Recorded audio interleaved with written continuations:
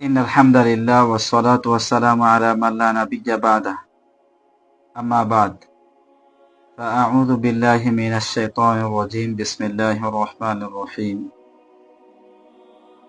সম্মানিত দর্শক শ্রোতা, আজ আমরা কথা বলবো সিরাতুন নবী কি এবং মিলাদুন নবী সাল্লাল্লাহু আলাইহি ওয়াসাল্লাম পালন করা কেন বিদআত এই বিষয়টা নিয়ে। যেহেতু এখন রবিউল আউয়াল মাস চলতেছে, তো এই মাসে এই ব্যাপারে কথা বলাটা সমুচীন মনে করলাম, তাই হয়তোবা জীবনের ফার্স্ট টাইম অথবা হয়তোবা লাইভে আসছি। তো দেখেন, সিরাতুন নবী আর মিলাদুন নবী, প্রথমে আমরা এই দুইটার পার্থক্য করব। সিরাতুন নবী সাল্লাল্লাহু আলাইহি ওয়াসাল্লাম আর মিলাদুন নবী সাল্লাল্লাহু আলাইহি ওয়াসাল্লামের পার্থক্যটা খুব সহজভাবে এইভাবে যে মিলাদ শব্দটা আসছে মাউলুদ থেকে, ওয়ালাদা ইয়ালিদু মাউলুদুন থেকে মিলাদ আসছে। তো মিলাদ শব্দের অর্থ হইল জন্ম। মিলাদুন নবী মানে আল্লাহ নবী সাল্লাল্লাহু আলাইহি ওয়াসাল্লামের জন্মদিন। এখন মিলাদুন নবী পালন করা কেন নিষিদ্ধ? আসলে আল্লাহ নবী সাল্লাল্লাহু আলাইহি ওয়াসাল্লামের জন্মের দিন তারিখ নিয়ে একটু ইখতিলাফ আছে ঐতিহাসিকদের মধ্যে। ইমাম নাবুয়া, তারপর সিরাতে মুস্তাফা, তারপর বিএসমা মুহাম্মদ সাল্লাল্লাহু আলাইহি ওয়াসাল্লাম, তারপর অনেকগুলো গ্রন্থ, এক কথায় অনেকগুলো গ্রন্থের মধ্যেই ইখতিলাফটা বিদ্যমান। তো মাশহুর যে দুই রিওয়ায়াত, সেটা আল্লাহ নবী সাল্লাল্লাহু আলাইহি ওয়াসাল্লামের জন্মের ব্যাপারে বলা হয়েছে যে রবিউল আউয়াল মাসের 9 তারিখ জন্মগ্রহণ করছেন, আর সবথেকে বেশি প্রসিদ্ধ যে রিওয়ায়াতটা সেটা আল্লাহ নবী সাল্লাল্লাহু আলাইহি ওয়াসাল্লাম রবিউল আউয়াল মাসের 12 তারিখ জন্মগ্রহণ করছে। আর আল্লাহ নবী সাল্লাল্লাহু, এটা হাদিস দ্বারাও প্রমাণিত। মুসলিম শরীফের মধ্যে কিতাবুস সিয়ামের মধ্যে হাদিস আছে। আল্লাহ নবী সাল্লাল্লাহু আলাইহি ওয়াসাল্লাম বলেন, যাকা ইয়াউমু উলিদতু ফীহি ওয়া ইয়াউমু বুইসতু আও উনজিলা আলাইয়া ফীহি। অর্থাৎ ওই দিন আমার জন্মের দিন, তথা ওই দিন দ্বারা বুঝাইতে চাইছে সোমবার দিন, আর ওই দিনেই আমাকে প্রেরণ করা হয়েছে নবী হিসাবে, অথবা ওই দিন আমার কাছে ওহী আসছে। যাই হোক, তো মিলাদুন নবীর অর্থটা মোটামুটি একটু আমরা জানলাম। আর সিরাতুন নবী সাল্লাল্লাহু আলাইহি ওয়াসাল্লামের অর্থ হইল আল্লাহ নবী সাল্লাল্লাহু আলাইহি ওয়াসাল্লামের জীবন ও আদর্শ। এটা খুব ভালোভাবে বোঝা যায় সূরা আহজাবের মধ্যে আছে। আল্লাহ তাআলা বলেন, লাকাদ কানা লাকুম ফি রাসূলিল্লাহি উসওয়াতুন হাসানাহ। রব্বুল আলামিন বলেন যে তোমাদের জন্য সর্বোত্তম আদর্শ নিহিত রয়েছে মুহাম্মদ রাসূলুল্লাহ সাল্লাল্লাহু আলাইহি ওয়াসাল্লামের মধ্যে। আর মুওয়াত্তা মালিকের মধ্যে সম্ভবত আব্দুল্লাহ ইবনে আব্বাস রাদিয়াল্লাহু তাআলা আনহুমা হাদিস riwayat করেন। তিনি বলেন, ক্বালা নবী সাল্লাল্লাহু আলাইহি ওয়াসাল্লাম, তারাকতু ফীকুম আমরাইন লান তাদিল্লু মা তামাসসাকতুম বিহিমা, কিতাবাল্লাহ আও সুন্নাত রাসূলুল্লাহ সাল্লাল্লাহু আলাইহি ওয়াসাল্লাম। মুওয়াত্তা মালিক কিতাবুল কদরের মধ্যে সম্ভবত এই হাদিস আছে। তো এই হাদিস থেকে বোঝা যায় যে আপনার সিরাতুন নবী এটা পালন যোগ্য, আর মিলাদুন নবী এটা পালন যোগ্য না। তার কারণ কি দেখেন, ইয়াকুব আলী কাসিমি রাহিমাহুল্লাহ, ওনার একটা আলোচনা শুনছি আমি খুব ছোটবেলায়, ওই সময় হয়তোবা 12-13 বছর বয়স হইবে। উনি একটা কথা বলছিলেন যে মিলাদুন নবী ধরেন 1 টাকার মতো, আর সিরাতুন নবী 100 টাকার মতো। তো 1 টাকার মধ্যে 100 টাকা নাই, কিন্তু 100 টাকার মধ্যে আপনার 1 টাকা আছে। তো আল্লাহ নবী সাল্লাল্লাহু আলাইহি ওয়াসাল্লামের সিরত তথা জীবন আদর্শ, এবং আল্লাহ নবী সাল্লাল্লাহু আলাইহি ওয়াসাল্লাম কিভাবে তার 63 বছর জীবন অতিবাহিত করছে, এটা পালন করলে অটোমেটিকলি এটার মধ্যে মিলাদুন নবী চলে আসে। কিন্তু যদি কেউ সিরাত পালন করলো না, শুধু মিলাদুন নবী পালন করলো, তাহলে সেটার মধ্যে সিরাতুন নবী জীবনেও পাওয়া যাবে না। আর একটা ব্যাপার হলো, দেখেন মুসলিম শরীফের যে হাদিসের মধ্যে আল্লাহ নবী সাল্লাল্লাহু আলাইহি ওয়াসাল্লাম বলছে যে ওই দিন আমার জন্মের দিন তথা সোমবার দিন, আর ওই দিনেই আমাকে নবী হিসাবে পাঠানো হয়েছে, বা ওই দিন আমার কাছে ওহী আসছে। এই হাদিসটা ইমাম মুসলিম রাহিমাহুল্লাহ ওনার কিতাবের কিতাবুস সিয়ামের মধ্যে আনছে। তো এই জায়গা থেকে ইমাম নবী রাহিমাহুল্লাহর আলোচনা দেখলে পাওয়া যায় যে এই দিন রোজা পালনের বিষয়টা আসছে। এখন রোজা যদি পালন করতে হয়, তাহলে যারা সিন্নি খায় মিলাদুন নবীর দিন, এবং যারা মিষ্টি খায়, জিলাপি খায়, এবং যারা জশ্নে জুলুস করে, তারা তো এটা করতে পারবে না। তার কারণ যদি রোজাই রাখে তাহলে এইটা হচ্ছে যে পালন করার তো কোনো সুযোগ নাই। এর মানে বোঝা যায় যে আসলে রবিউল আউয়াল মাস আসলে আল্লাহ নবী সাল্লাল্লাহু আলাইহি ওয়াসাল্লামের জন্মবার্ষিকী পালন করা শরীয়তের কোনো ইবাদত না, বরঞ্চ রবিউল আউয়াল মাস আসলে বেশি বেশি দুরূদ পাঠ করা, আল্লাহ নবী সাল্লাল্লাহু আলাইহি ওয়াসাল্লামের শানে বেশি বেশি দুরূদ পড়া, হ্যাঁ, নওয়াফেল গুলা বেশি বেশি পড়া এবং বেশি বেশি সিয়াম পালন করা। বিশেষভাবে ওই যে রবিউল আউয়াল মাসের সোমবার দিন হচ্ছে সিয়াম পালন করার বিষয়টা আসছে এবং ইমাম নবী রাহিমাহুল্লাহ এই ব্যাপারে খুব আলোচনা করছে মুসলিমের হাসিয়ার মধ্যে। আর আল্লাহ নবী সাল্লাল্লাহু আলাইহি সাল্লাম তো স্পষ্ট বলছেন এই মুওয়াত্তা মালিকের মধ্যে আব্দুল্লাহ ইবনে আব্বাসের থেকে হাদিস আসছে যে আমি তোমাদের কাছে দুইটা জিনিস রেখে যাইতেছি, হ্যাঁ, তারাকতু ফিকুম আমরাইন, দুইটা বিষয় রেখে যাইতেছি, লান তাদিল্লু মা তামাসসাকতুম বিহিমা, তোমরা কখনোই পথভ্রষ্ট হবে না যদি এই দুইটা হচ্ছে বিষয়কে মজবুত ভাবে আঁকড়ায় ধরো। একটা হচ্ছে কিতাব আল্লাহ আর একটা হচ্ছে সুন্নাত রাসূলুল্লাহ, আল্লাহ নবী সাল্লাল্লাহু আলাইহি ওয়াসাল্লামের হচ্ছে সুন্নাহ এবং হইছে আল্লাহ তাআলার কিতাব। এই দুইটাকে যদি মজবুত ভাবে আঁকড়াইয়া ধরে মানুষ তাহলে কখনোই পথভ্রষ্ট হবে না। এখন বিষয় হইল আল্লাহ নবী সাল্লাল্লাহু আলাইহি সাল্লামের যে সুন্নাহ আছে, এমনকি সাহাবা একরামের হচ্ছে যাইয়া যে সমস্ত হাদিসগুলো আছে, হ্যাঁ, মুরসাল সনদের মধ্যে কোন সনদের মধ্যে এমন বিষয় পাওয়া যায় না যে সাহাবা একরাম মিলাদুন নবী পালন করছে। চার খলিফার কেউই তো পালন করে নাই, হ্যাঁ, চার খলিফার পরে যারা ছিল তাদের মধ্যেও হুকুম পালন করে নাই কেউই। তো হচ্ছে যাইয়া মিলাদুন নবী পালনের আসলে কোনো সুযোগ নাই। সিরাতুন নবী আমাদের পালন করতে হইবে। এখন বিষয়টা হলো সিরাতুন নবী পালন করব কি শুধুমাত্র কি আল্লাহ নবী সাল্লাল্লাহু আলাইহি সাল্লামের ঐতিহাসিক যে জীবন ব্যবস্থা এটা পাঠ করব, নাকি হচ্ছে নবী সাল্লাল্লাহু আলাইহি ওয়াসাল্লামের সুন্নাহকে মজবুত ভাবে আঁকড়ে ধরব? প্রিয় ভাই, বিষয় হলো এখানে আল্লাহ নবী সাল্লাল্লাহু আলাইহি ওয়াসাল্লামের সুন্নাহকে মজবুত ভাবে আঁকড়ে ধরার বিষয়টা বারবার একাধিক হাদিসের মধ্যে আছে। ইবনে মাজার মধ্যে তো এভাবে আছে, আল্লাহ নবী সাল্লাল্লাহু আলাইহি ওয়াসাল্লাম বলে দিয়েছেন যে আলাইকুম, মানে তোমাদের উপরে আবশ্যক হইল আমি এবং আমার সাহাবা একরামের সুন্নাহ। আল্লাহ রাসূল শুধুমাত্র নিজের কথা বলে নাই, তিনি তার সাহাবীদের কথাও বলছে। আর তিরমিজি শরীফের মধ্যে একটা রিওয়ায়াত আছে এইভাবে যে বনী ইসরাইল তো ৭২ দলে বিভক্ত ছিল। ওয়া সাতাফতারিকু উম্মতি আলা, হ্যাঁ, সাতাফতারিকু উম্মতি আলা সালাসি ওয়া সাবঈনা মিল্লাহ, আর আমার উম্মত বিভক্ত হইবে ৭৩ ফিরকায় বা ৭৩ দলে। কুল্লুহুম ফিন্নার ইল্লা মিল্লাতুন ওয়াহিদা।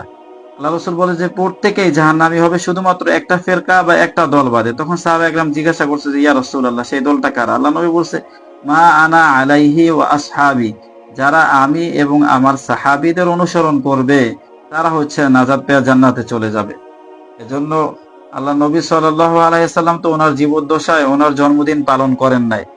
চার খলিফা তথা আবু বকর সিদ্দিক রাদিয়াল্লাহু তাআলা আনহু, ফারুক আযম ওমর ফারুক রাদিয়াল্লাহু তাআলা আনহু, ওসমান গনি রাদিয়াল্লাহু তাআলা আনহু, আলী কাররামাল্লাহু ওয়াজহু রাদিয়াল্লাহু তাআলা আনহুম, এই চারজনের কোন এক সাহাবীও তো হচ্ছে যাইয়া, হ্যাঁ, মিলাদুন নবী পালন করে নাই।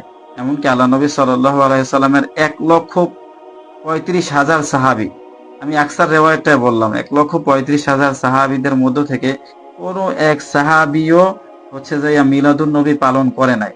তো বিষয়টা হলো যেসব ভাইরা আল্লাহ নবী সাল্লাল্লাহু আলাইহি ওয়াসাল্লামের প্রতি হচ্ছে মহাব্বত দেখাইতে গিয়া, হ্যাঁ, মিলাদুন নবী পালন করতে চান, আপনারা এটা কোথায় পাইলেন? এটা আসলে কোরআন হাদিসের কোথাও নাই। আর আসলেও হচ্ছে খয়রুল কুরুনের জমানার মধ্যে এই বিষয়টা আসে নাই। তো খয়রুল কুরুনের জমানার মধ্যে যদি না এসে থাকে সেটাকে আমল হিসাবে গ্রহণ করার কোনো সুযোগ নাই। আর সিরাতুন নবী পালন করার মানি শুধুমাত্র এটা না যে হচ্ছে আমরা আল্লাহ নবী সাল্লাল্লাহু আলাইহি সাল্লামের সিরাত নিয়ে আলোচনা করব, বিষয়টা এমন না। সিরাত নিয়ে তো আলোচনা করতে হইবেই। তো এই ক্ষেত্রে আমি আপনাদেরকে সাজেস্ট করব আল্লাহ নবী সাল্লাল্লাহু আলাইহি ওয়াসাল্লামের সিরাত নিয়ে আলোচনা করতে হইলে যে বিষয়গুলো, যেই কিতাবগুলো মোতালা থাকা জরুরি, ইবনে হিশাম রহিমাহুল্লাহর সিরাত ইবনে হিশাম পড়তে পারেন আপনারা। তারপর হচ্ছে যে বাংলা ভাষাভাষী যারা আছে তাদের জন্য সিরাতে মুস্তাফাটা হচ্ছে খুব চমৎকার হবে। আর রহিকুল মাহতুম আছে, আর সিরাতে মুস্তাফা ইদ্রিস কান্দলবী রহিমাহুল্লাহর যেটা আছে ওইটা চমৎকার হচ্ছে লেখা আছে ওইখানে। আল্লাহ নবী সাল্লাল্লাহু আলাইহি সাল্লামের জীবনীর ব্যাপারে গ্রহণযোগ্য মতগুলো এখানে আছে। আর যারা হচ্ছে দেয়া ছোট পুস্তিকা পড়তে চান, রাসূল সাল্লাল্লাহু আলাইহি সাল্লামের জীবনী জানতে চান ছোট বইয়ের মাধ্যমে, আমি হচ্ছে আপনাদেরকে সাজেস্ট করব আপনারা পড়তে পারেন বি স্মার্ট উইথ মুহাম্মদ সাল্লাল্লাহু আলাইহি সাল্লাম, একটা কিতাব আছে এইটা, অথবা যদি কোনো ব্যক্তি যদি যে এটা জানতে চান যে আমি আল্লাহ নবী সাল্লাল্লাহু আলাইহি সাল্লামের যুদ্ধ কেন্দ্রিক জীবন ব্যবস্থাটা কেমন ছিল সেইটা আমরা জানবো, তাহলে হচ্ছে আপনারা মোতালা দেখতে পারেন এইটা যে বদর টু মক্কা ছোট্ট একটা পুস্তিকা আছে, ওইটা দেখতে পারেন। কেউ যদি এমন চান যে রাসূল সাল্লাল্লাহু আলাইহি ওয়াসাল্লাম এই পৃথিবীতে আবির্ভাব হওয়ার পূর্বে ওনার পরিবারের হালত কি ছিল, আসলে ওনার বংশ পরম্পরাটা কেমন ছিল, কিভাবে হচ্ছে যে হ্যাঁ কুরাইশি হইলেন উনি, এইভাবে আসছেন, তাহলে এটা পড়ার জন্য ছোট্ট একটা পুস্তিকা আছে, হাসিম সালমান প্রেমের ফসল, এই বইটা আপনারা পড়তে পারেন। বাকি দালাইলুন নাবুয়া যেটা আছে ইমাম বাইহাকি রহিমাহুল্লাহর, এটা চমৎকার অনেক বই। আর আমি যে লাইভে কথা বলতেছি আসলে আমার লাইভটা কোনো আলেমদের জন্য না, আমার মতো ছোটখাটো মানুষ যারা আছে অথবা হ্যাঁ গায়রে আলেম বাহিরের মানুষ যারা আছে সাধারণ মানুষ তাদের জন্য। আলেমরা হচ্ছে তো আপনারা কথা শুনবে বড় ব্যক্তিত্বদের, তাদের লাইভ দেখা। আর আপনারা তো জানেনই আল্লাহ নবী সাল্লাল্লাহু আলাইহি সাল্লামের সিরাত ও সুরাত কোন কিতাবের মধ্যে ভালোভাবে ফুটে উঠছে। এখন অনেকের প্রশ্ন থাকতে পারে যে হচ্ছে এতগুলা বইয়ের নাম করার কারণ কি? তো বিষয়টা হলো কি, আসলে এক এক মুসান্নিফ এক এক লেখক লেখার ক্ষেত্রে এক একটা বিষয়ের দিকে খেয়াল করছে। এজন্য আমি মনে করি সাধারণ মানুষ যারা আছে আমাদের মতো সাধারণ যারা, তাদের কমপক্ষে হচ্ছে যে আল্লাহ নবী সাল্লাল্লাহু আলাইহি সাল্লামের 10 জীবনের ব্যাপারে 10টা কিতাব মোতালা দেখা উচিত, সর্বনিম্ন 10টা। আর যারা মুহাক্কিক ব্যক্তিত্ব আছে বড় আলেম অথবা হচ্ছে যে যারা মুদাদ্দিস মুফাসসির মুহাদ্দিস এই সমস্ত ব্যক্তিবর্গ যারা আছে, তাদের কমপক্ষে আল্লাহ নবী সাল্লাল্লাহু আলাইহি সাল্লামের সিরাতের উপরে 100 কিতাব মোতালা দেখা উচিত কমপক্ষে। এটার একটা কারণ হইল, দেখেন আমি আল্লাহ নবী সাল্লাল্লাহু আলাইহি সাল্লামের হচ্ছে যে সিরাত সম্পর্কে 10টা 12টা 13টার মতো কিতাব মুতালা করছি। তো আমি এক একটা কিতাবের মধ্যে আল্লাহ নবী সাল্লাল্লাহু আলাইহি সাল্লামের এক একটা সাইট একটু বেশি পাইছি। কোন কিতাবের মধ্যে দেখছি যে হচ্ছে আল্লাহ নবী সাল্লাল্লাহু আলাইহি সাল্লামের গাজওয়া এবং সারিয়া যে বিষয়গুলো ছিল, মানে যুদ্ধ কেন্দ্রিক যে বিষয়গুলো, এটার প্রতি বেশি ফোকাস করা হয়েছে। কোন কিতাব এমন হয়েছে যে আল্লাহ রাসূল সাল্লাল্লাহু আলাইহি সাল্লামের সাংসারিক জীবনের প্রতি বেশি ফোকাস করা হয়েছে। কোন কিতাব এমন হয়েছে যে আল্লাহ রাসূল সাল্লাল্লাহু আলাইহি সাল্লাম মদিনা রাষ্ট্র প্রতিষ্ঠা করতে গিয়া কি কি ভূমিকা পালন করছে এটার প্রতি বেশি ফোকাস করা হয়েছে। কোন কিতাবের মধ্যে হচ্ছে যে আরো অন্যান্য একাধিক বিষয় বেশি ফোকাস করা হয়েছে। কোন কিতাবের মধ্যে আল্লাহ রাসূল সাল্লাল্লাহু আলাইহি সাল্লামের আমলের বিষয়গুলো বেশি ফুটিয়ে তোলা হয়েছে। তো যদি এক একটা কিতাব পড়েন, ভিন্ন ভিন্ন কিতাব পড়েন, তো ভিন্ন ভিন্ন মুসান্নিফদের থেকে আল্লাহ নবীর ভিন্ন ভিন্ন সাইট আপনি জানতে পারবেন। আর আল্লাহ নবী সাল্লাল্লাহু আলাইহি সাল্লামের একাধিক সাইট জানা এটা আমাদের জন্য খুব জরুরি। জরুরি এই কারণে যে আল্লাহ নবী সাল্লাল্লাহু আলাইহি ওয়াসাল্লাম তো হচ্ছে যে সিদরাতুল মুনতাহা গিয়াও হচ্ছে যাইয়া আল্লাহ জিজ্ঞাসা করছে, ইয়া রাসূলুল্লাহ আপনি কি চান? তো সেখানে বলছে উম্মতি, হ্যাঁ উম্মাত চাই উনি। আবার হচ্ছে মুমূর্ষ অবস্থায়, হ্যাঁ মুমূর্ষ অবস্থায় অসুস্থতার মুহূর্তে যখন আল্লাহ নবী সাল্লাল্লাহু আলাইহি ওয়াসাল্লাম অসুস্থ ছিলেন, সেই সময় উম্মতের ফিকির ছিল। সেই সময় উম্মত যেন নামাজ আদায় করে, সালাতের গুরুত্ব যেন উম্মত দেয় বেশি বেশি। সেই সময় উম্মতকে সালাতের প্রতি গুরুত্ব আরোপ করে কিছু কথা আল্লাহ নবী সাল্লাল্লাহু আলাইহি ওয়াসাল্লাম বলে গেছেন। নিজের পরিবার ব্যক্তি অথবা নিজে যে একটা রাষ্ট্র প্রতিষ্ঠা করছেন মদিনা, এটা নিয়ে তেমন আলাপ আল্লাহ রাসূল সাল্লাল্লাহু আলাইহি ওয়াসাল্লামের ছিল না, শুধু উম্মতরে নিয়েই ফিকির ছিল। তো যেই নবী আপনাকে আমাকে এত মুহাব্বত করছে, সেই নবীকে আমাদের খুব ভালোভাবে জানা আসলে আমাদের জন্য কর্তব্য, আমাদের দায়িত্ব। নবীরে খুব ভালোভাবে জানা উচিত আমাদের। আল্লাহ নবী সাল্লাল্লাহু আলাইহি সাল্লাম রে খুব ভালোভাবে জানতে হইলে খুব বেশি মোতালা দেখা লাগবে, বেশি মোতালার বিকল্প নাই। এজন্য আমি আশাবাদী হচ্ছে ইনশাআল্লাহ আমরা এই মাসে অন্তত খুব বেশি সিরাত গ্রন্থ মোতালা দেখব, খুব বেশি সিরাত গ্রন্থ অধ্যয়ন করব, এবং হচ্ছে যারা দর্শক তাদরিসের সাথে জড়িত আছি, আমার মতো ছোটখাটো মানুষ যারা আছে তাদের প্রতি আমার করজোর অনুরোধ থাকবে, আল্লাহ নবী সাল্লাল্লাহু আলাইহি ওয়াসাল্লামকে হচ্ছে যে ফুটিয়ে তোলার চেষ্টা করবেন আপনাদের দর্শের মধ্যে।